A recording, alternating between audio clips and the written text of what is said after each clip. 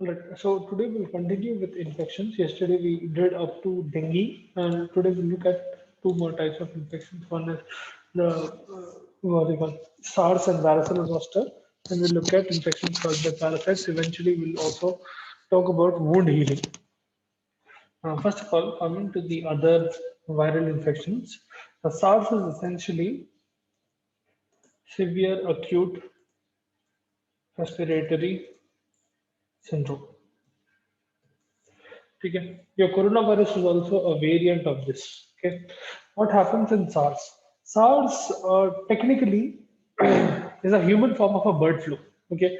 It is technically an avian influenza that is spreading to humans. More often than not, it will occur in poultry. It will not affect wild birds. Sometimes what happens is it can affect humans. And when it is affecting humans, your nasal and your respiratory cavity, they will your respiratory system, they will be heavily involved in this.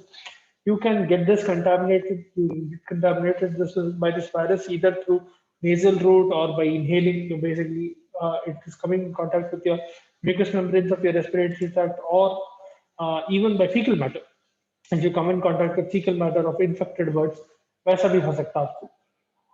Typically, what will happen is this disease will begin as an influenza in the sense that you have flu-like symptoms. You will have fever, cough, sore throat, maybe a little bit of myalgia, and eye infection. Okay, it can be conjunctivitis or it can be simply what you call teary eyes. But there will be myalgia definitely, and there will be sore throat. Now, some patients, what will happen is if they are not recovering from SARS, they will develop pneumonia and they will develop ARD, acute respiratory distress. Acute respiratory distress में क्या होता है? There is a severe allergic reaction or a severe immune reaction that is occurring in your respiratory tract, and you'll not be able to breathe because of a lot of mucus being secreted. Okay? And eventually, what will happen is if this SARS goes on for a long period of time, the patient might die. The patient will generally die because of kidney failure in this. Okay. Eventually, the virus, once it affects the patient's lungs, it will travel to the kidney and it will start damaging the nephrons, eventually leading to kidney failure where the patient might die. Okay.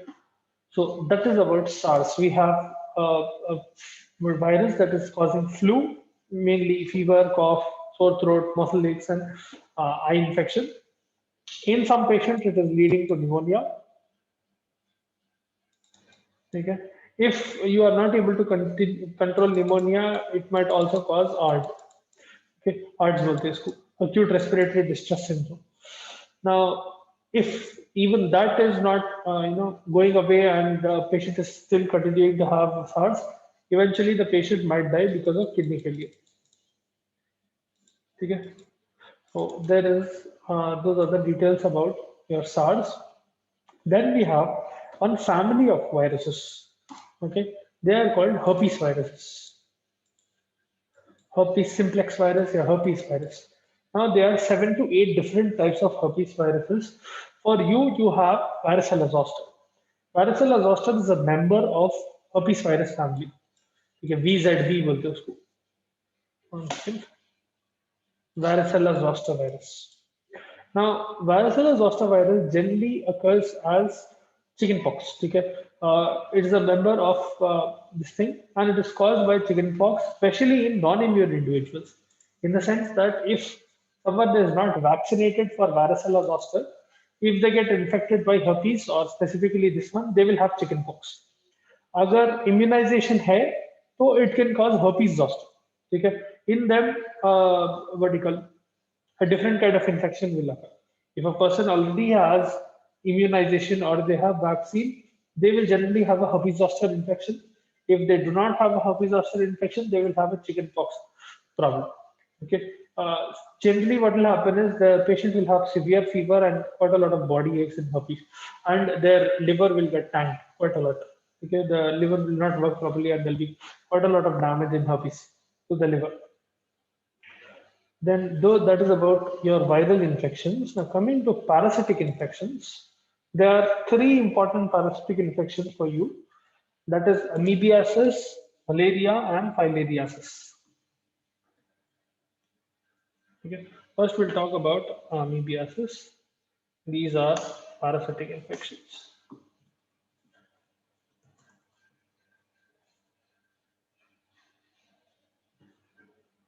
Now, amoebiasis is caused by a very common parasite called Entaviba histolytica. It is common especially in tropical and subtropical areas, especially those areas where sanitation is poor.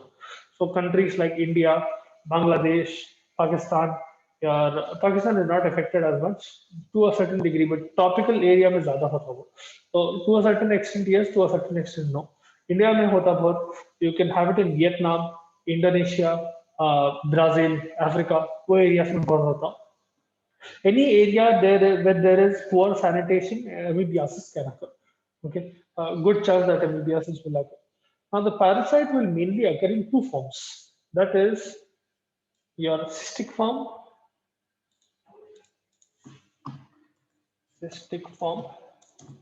and trophozoite form.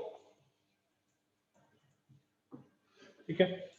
Now the difference between them is that cystic form is the main one that will cause you the infection. It is the one that will spread, and it will cause the infection. Some of these cystic forms they will transform into a trophozoite form, and later on what will happen is this trophozoite form has the ability to leave the intestines. Amoebiasis mainly houses in the intestine of the man. It's the intestinal infection.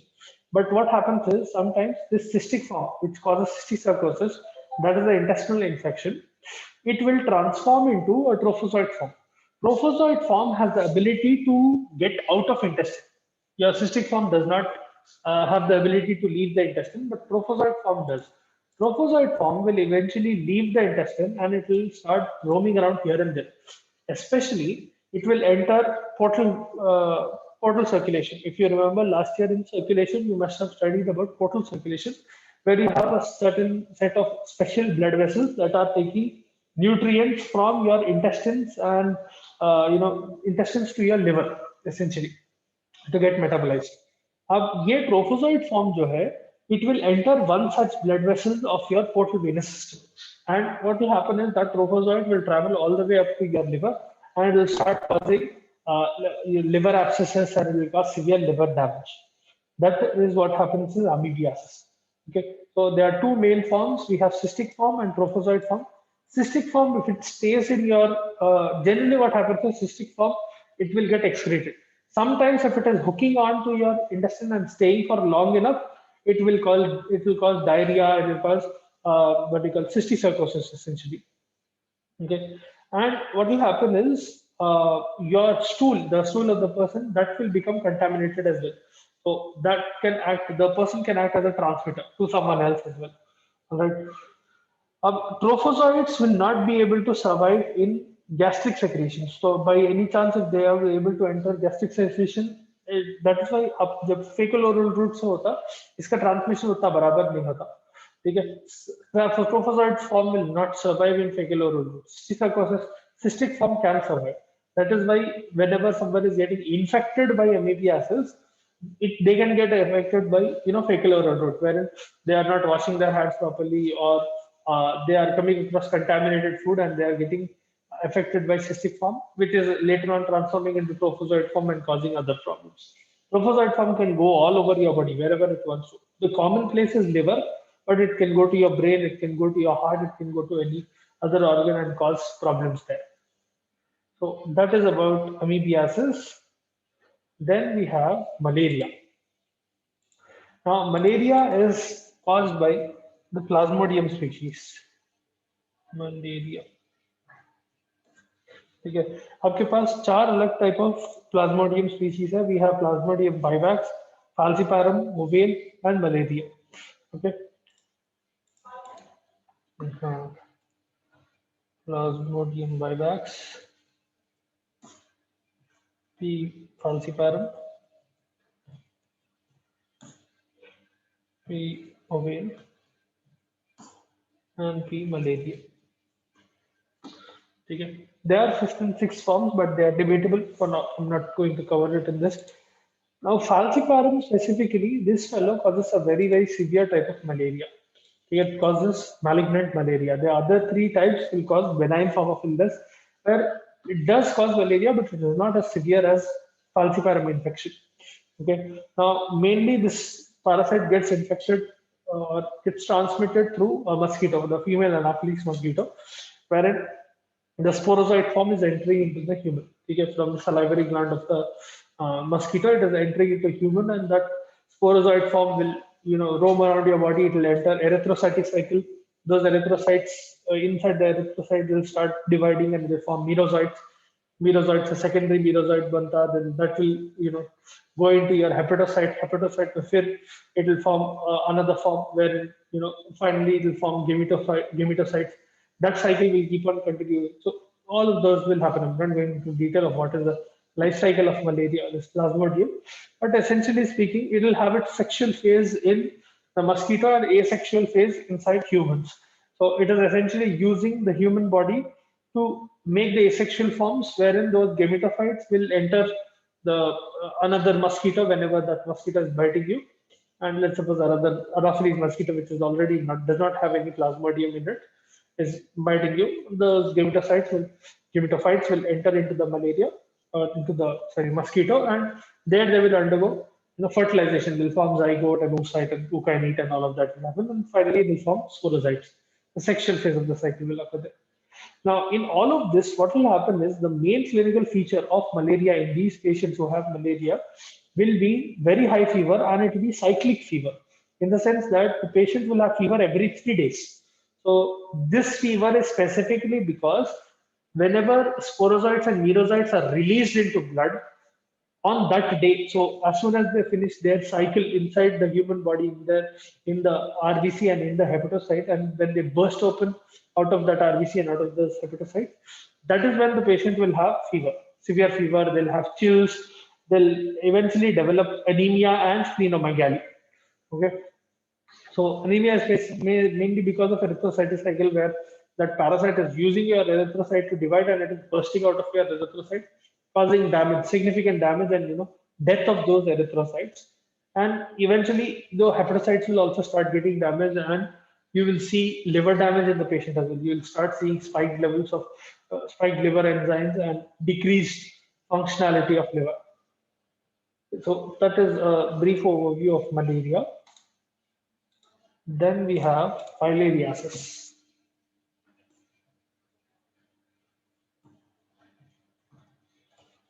Now, filariasis can be caused by two organisms. The most common one will be Wuchereria bancrofti. Okay. Then there is another organism called Brugia malai. Both of these have the capability of causing filariasis. Okay. They will cause specifically Bancroftian or Malayan filariasis. Depending on what type of organism is causing filariasis, this will cause Bancroftian, this will cause Malayan.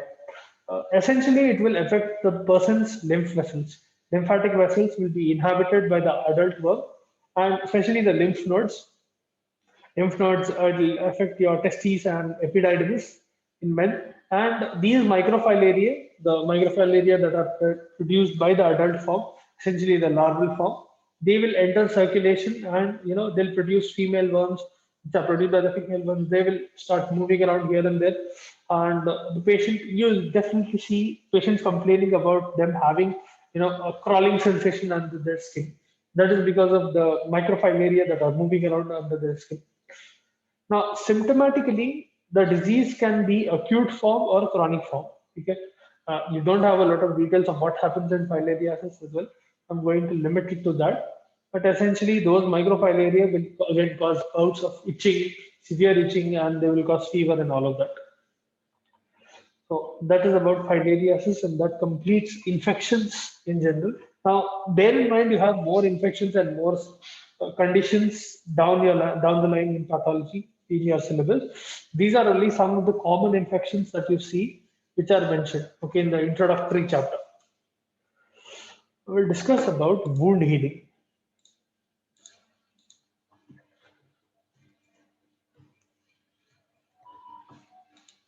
Now, wound healing जो है, will occur in two forms. Essentially, healing of skin wounds will occur in two forms.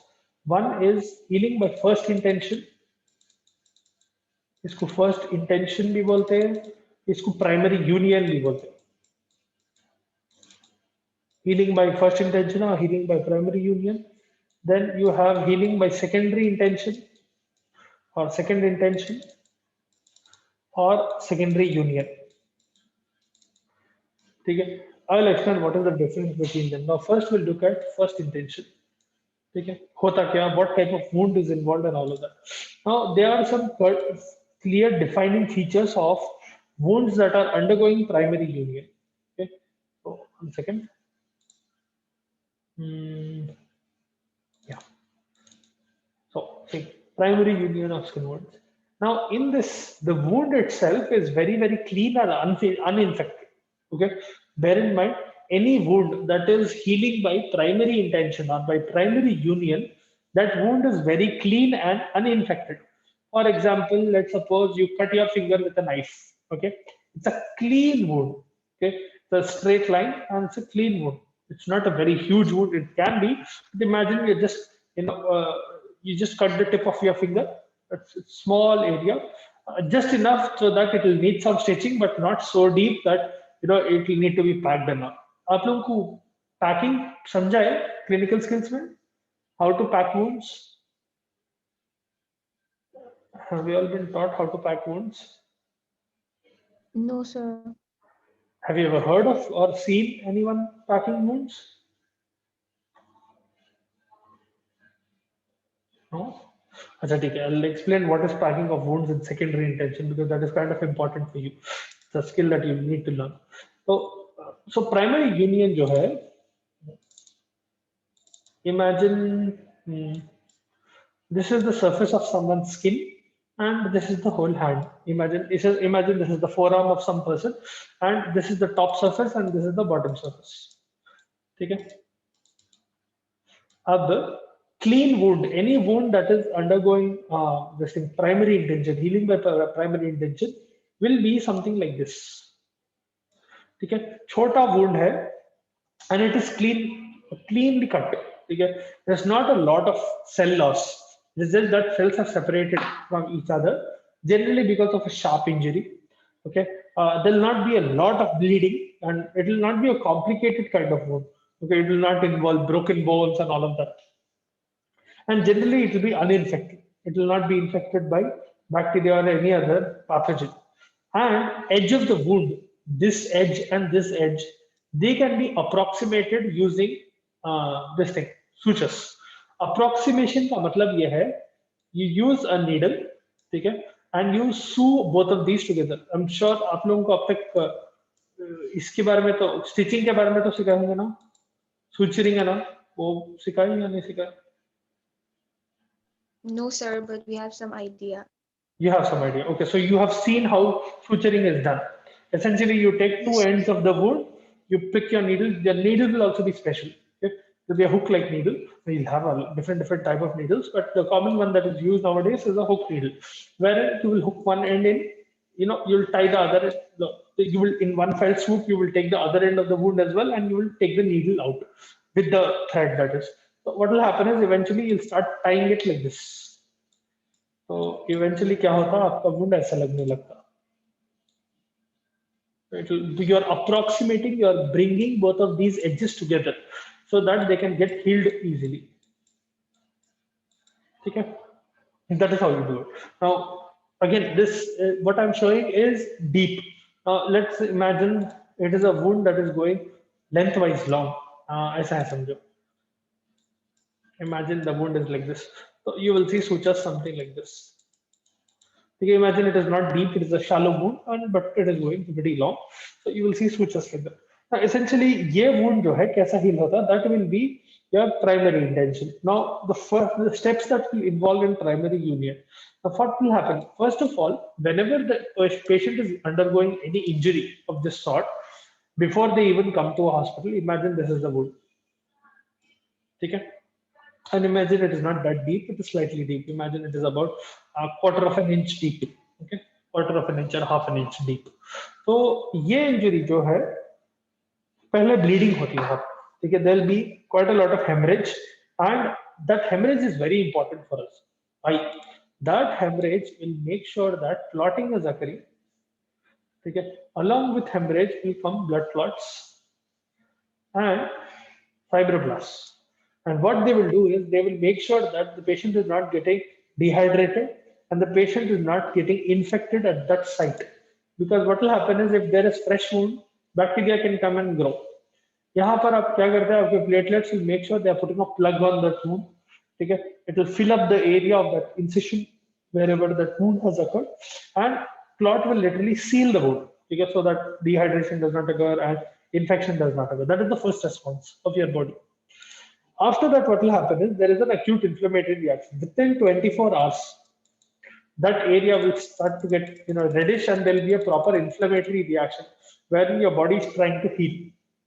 So just write down the steps. यहाँ पर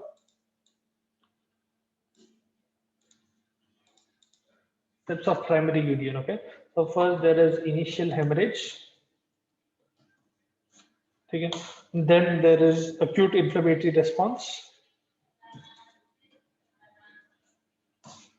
Okay. Once acute inflammatory response occurs, epithelial changes start to occur. So what will happen in epithelial changes? Now, your cells, epithelium, essentially from both the sides, your epidermis, from basal cells of epidermis, from both the sides of the injury. ये both sides क्या है?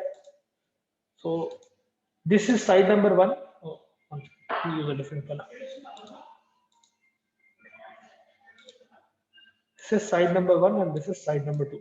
So essentially क्या हो रहा है? If I draw that again, let me draw it here. Imagine this is the wound. Okay, it will start moving inwards like this. Okay, both sides say side 1 and side 2 say it will start moving inside. Basal epidermal cells, basal cells of your epidermis, they will start moving, they will start proliferating from the margins inwards. Okay, they will essentially try to close the gap in between them. Now, if you are performing, if you are suturing the wound, you will help your body in a way. आप suture कर दिए तो you are essentially bringing both of these ends closer. It might not be completely closed, but imagine they are like this now after you have sutured. Okay, there is still a little bit of space here, but you have essentially brought them quite close. Your body, it will be easier for your body to close that wound. Those are the epithelial changes that occur. There will be epithelial spurs essentially. Epithelial spurs refer to SPURS. Okay. Epithelial spurs refers to rapid outgrowth of epithelium. Okay, the cells will start dividing quite rapidly, and they will try to fill up that space as soon as possible.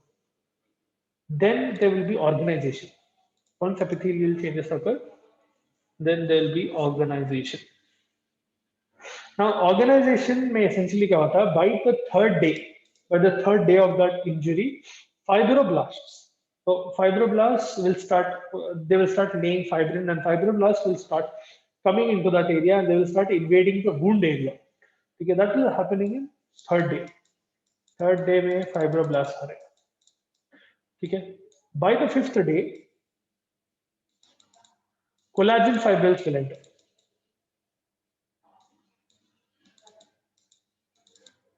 Okay, collagen will start entering that area, and collagen fibrils will start being formed. Small fibrous collagen layers. Within 4 weeks of the injury, you will start seeing scar tissue. You will see a few cellular and vascular elements.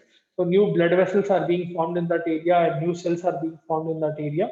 And you will start seeing a little bit of scar tissue there. Okay, you will also see a few inflammatory tissues like inflammatory cells like your neutrophils, macrophages. They will also enter that area slightly.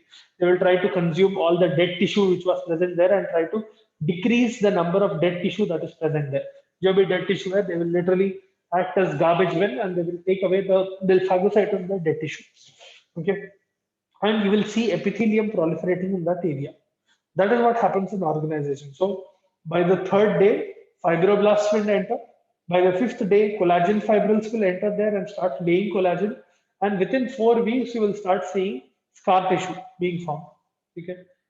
Eventually, now let's suppose you went to a doctor, and I hope that you will go to a doctor if you have, God forbid, if you have that kind of an injury, or you suggest someone to go to a doctor. You will start seeing suture tracks. Okay. Now each suture track will act as a different wound altogether.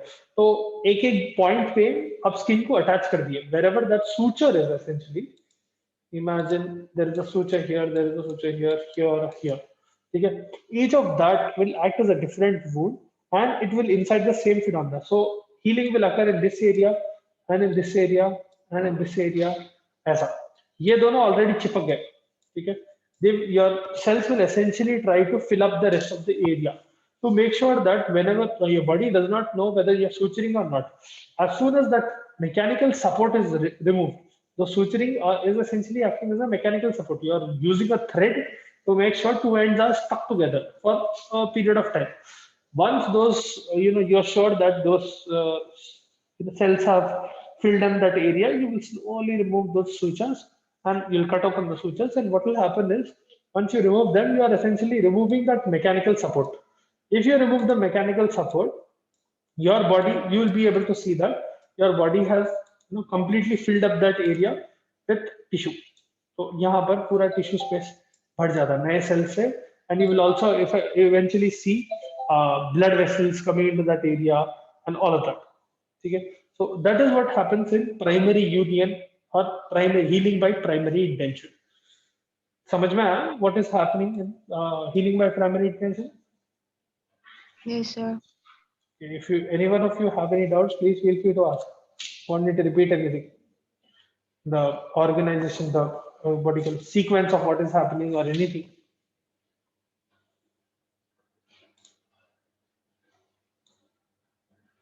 Just in case, I'll give you a brief overview what is happening. There is an injury initially. Okay, there is a big wound that is occurring in the patient. Once that wound has occurred, so let's suppose this is the wound. Okay, once the wound has occurred, immediately there will be hemorrhage, bleeding. And once bleeding is occurring, that bleeding is important to stop any infections from occurring, and it will make sure that no more amount of bleeding will occur. There will be platelets that are coming in the area, and they will clog that. They'll form clots, and they will clog that area. Okay? Once that is occurring, there will be immediately acute inflammatory response. Inflammatory cells will start coming into the picture within 24 hours, and there will be eventually epithelial changes. Your basal cells of your epidermis will start to proliferate, and they will start closing those edges. Along with that will come organization. Organization में क्या होता है? Your fibroblasts will enter, your collagen fibrils will enter. There will be scar tissue being formed, and you are essentially packing the wound completely. यहाँ पर बंद करने की कोशिश करें. 1 second, hold on.